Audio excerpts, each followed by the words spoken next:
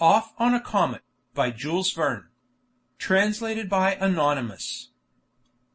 Book 2, Chapter 10. Far into Space. A month passed away. Gallia continued its course, bearing its little population onwards, so far removed from the ordinary influence of human passions that it might be almost said that its sole ostensible vice was represented by the greed and avarice of the miserable Jew. After all, they were but making a voyage, a strange, yet a transient, excursion through the solar regions hitherto untraversed. But if the professor's calculations were correct, and why should they be doubted, their little vessel was destined, after a 2 years' absence, once more to return to port. The landing, indeed, might be a matter of difficulty, but with the good prospect before them of once again standing on terrestrial shores, they had nothing to do at present except to make themselves as comfortable as they could in their present quarters. Thus confident in their anticipations, neither the captain, the count, nor the lieutenant felt under any serious obligation to make any extensive provisions for the future. They saw no necessity for expending the strength of the people, during the short summer that would intervene upon the long severity of winter, in the cultivation or the preservation of their agricultural resources. Nevertheless, they often found themselves talking over the measures they would have been driven to adopt, if they had found themselves permanently attached to their present home. Even after the turning point in their career, they knew that at least 9 months would have to elapse before the sea would be open to navigation. But at the very first arrival of summer they would be bound to arrange for the Dobryna and the Hansa to retransport themselves and all their animals to the shores of Gourbi Island, where they would have to commence their agricultural labors to secure the crops that must form their winter store. During 4 months or thereabouts, they would lead the lives of farmers and of sportsmen, but no sooner would their haymaking and their corn harvest have been accomplished, than they would be compelled again, like a swarm of bees, to retire to their semi-troglodyte existence in the cells of Nina's hive. Now and then the captain and his friends found themselves speculating whether, in the event of their having to spend another winter upon Gallia, some means could not be devised by which the dreariness of a second residence in the recesses of the volcano might be escaped. Would not another exploring expedition possibly result in the discovery of a vein of coal or other combustible matter, which could be turned to account in warming some erection which they might hope to put up?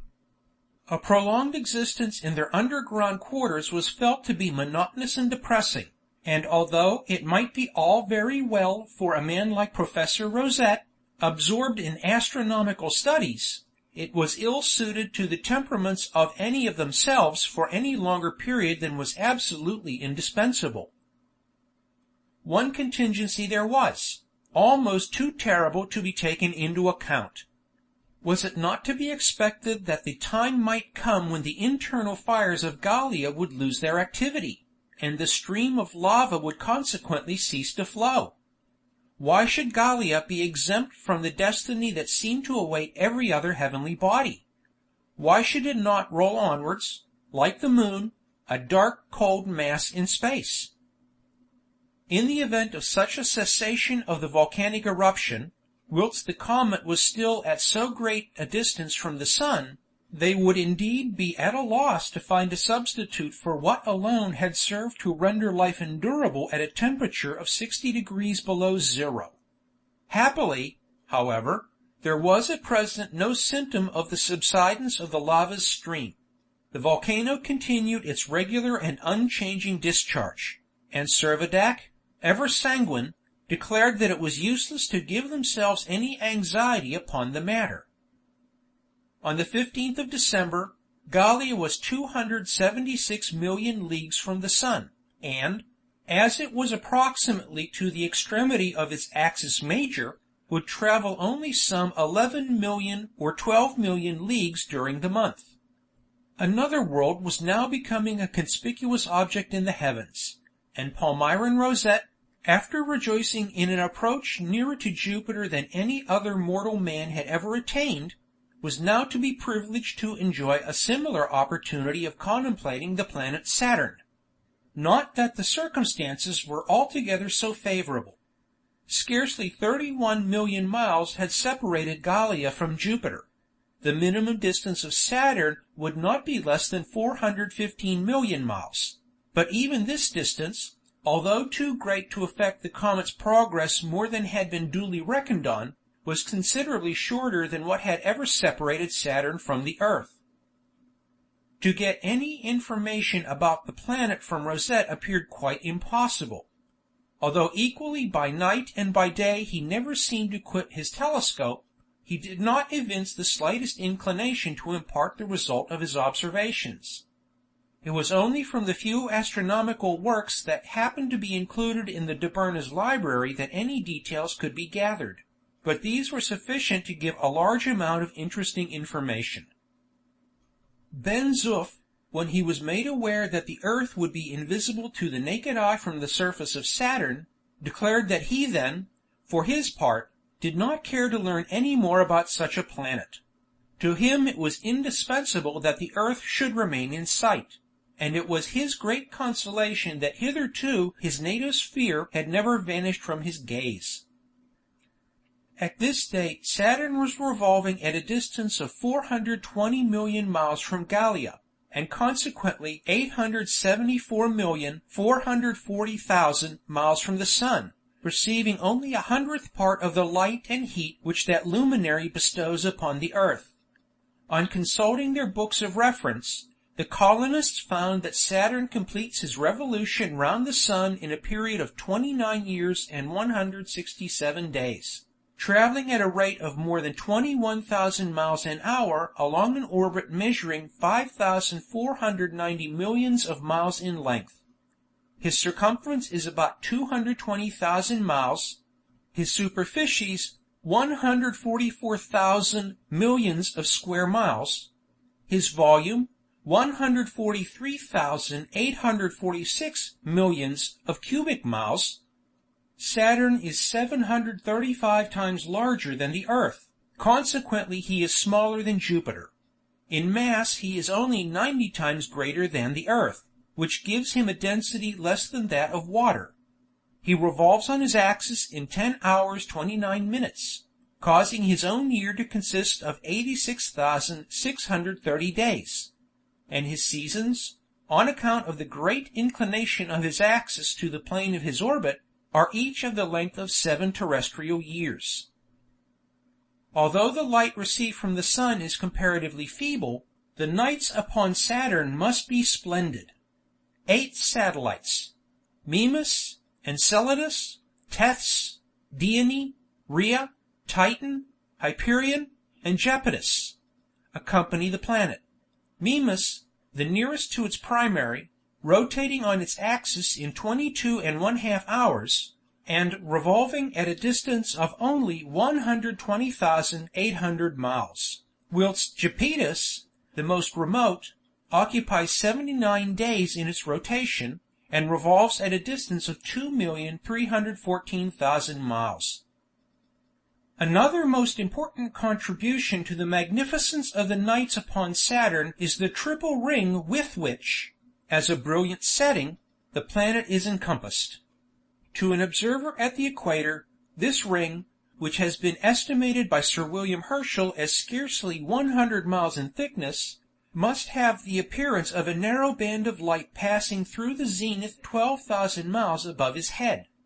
As the observer, however, increases his latitude either north or south, the band will gradually widen out into 3 detached and concentric rings, of which the innermost, dark though transparent, is 9,625 miles in breadth, the intermediate one, which is brighter than the planet itself, being 17,605 miles broad, and the outer, of a dusky hue, being 8,660 miles broad.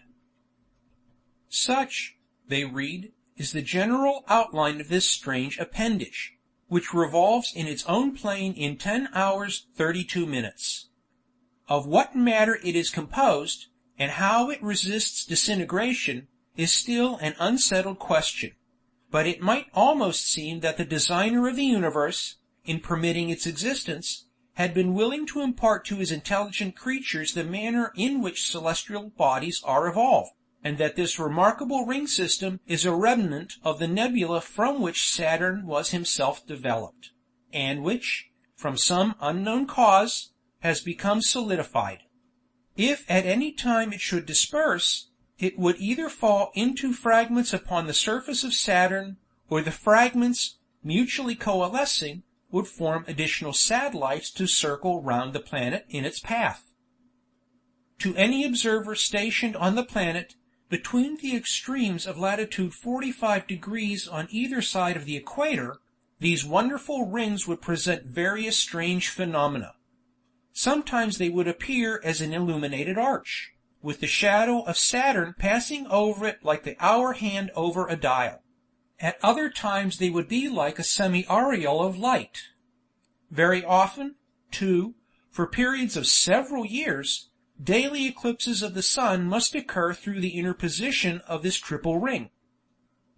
Truly, with the constant rising and setting of the satellites, some with bright disks at their full, others like silver crescents, in quadrature, as well as by the encircling rings, the aspect of the heavens from the surface of Saturn must be as impressive as it is gorgeous. Unable, indeed, the Gallians were to realize all the marvels of this strange world. After all, they were practically 1,000 times further off than the great astronomers have been able to approach by means of their giant telescopes. But they did not complain. Their little comet, they knew, was far safer where it was, far better out of reach of an attraction which, by affecting their path, might have annihilated their best hopes. The distances of several of the brightest of the fixed stars have been estimated. Amongst others, Vega in the constellation Lyra is 100 millions of miles away. Sirius in Canis Major, 123 millions of millions. The Pole Star, 282 millions of millions. And Capella, 340 millions of miles. A figure represented by no less than 15 digits. The hard numerical statement of these enormous figures, however, fails altogether in any adequate way to convey a due impression of the magnitude of these distances. Astronomers, in their ingenuity, have endeavored to use some other basis, and have found the velocity of light to be convenient for their purpose. They have made their representations something in this way. Suppose, they say, an observer endowed with an infinite length of vision. Suppose him stationed on the surface of Capella, looking thence towards the earth. He would be a spectator of events that had happened 70 years previously. Transport him to a star 10 times distant, and he will be reviewing the terrestrial sphere of 720 years back. Carry him away further still, to a star so remote that it requires something less than 19 centuries for light to reach it, and he would be a witness to the birth and death of Christ. Convey him further again, and he shall be looking upon the dread desolation of the deluge.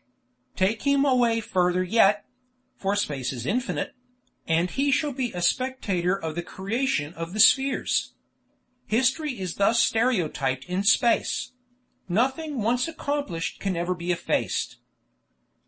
Who can altogether be astonished that Palmyrin Rosette, with his burning thirst for astronomical research, should have been conscious of a longing for yet wider travel through the sidereal universe?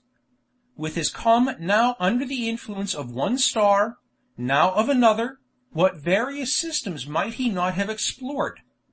What undreamed of marvels might not have revealed themselves before his gaze? The stars, fixed and immovable in name, are all of them in motion, and Gallia might have followed them in their untracked way. But Gallia had a narrow destiny. She was not to be allowed to wander away into the range of attraction of another center. nor to mingle with the star clusters, some of which have been entirely, others partially resolved; nor was she to lose herself amongst the 5,000 nebulae which have resisted hitherto the grasp of the most powerful reflectors. No, Gallia was neither to pass beyond the limits of the solar system, nor to travel out of sight of the terrestrial sphere. Her orbit was circumscribed to a little over 1,500 millions of miles; and, in comparison with the infinite space beyond, this was a mere nothing. End of Book 2, Chapter 10.